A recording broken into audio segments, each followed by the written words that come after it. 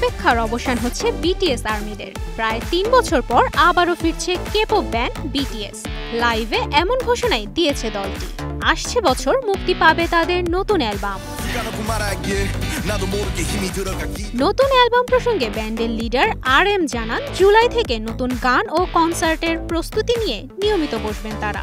ব্যান্ডের প্রতি সদস্যের চিন্তা ভাবনা প্রতিফলিত হবে গানগুলোতে।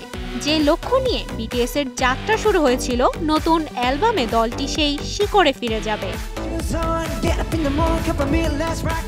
নতুন অ্যালবাম প্রকাশের পর বিটিএস ওয়ার্ল্ড ট্যুরের পরিকল্পনা করছে, এমনটাই জানান জাংকুক।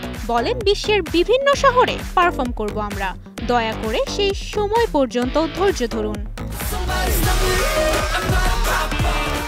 জানা গেছে, বাধ্যতামূলক সামরিক প্রশিক্ষণে থাকায় বিরতিতে ছিল বিটিএস ব্যান্ড।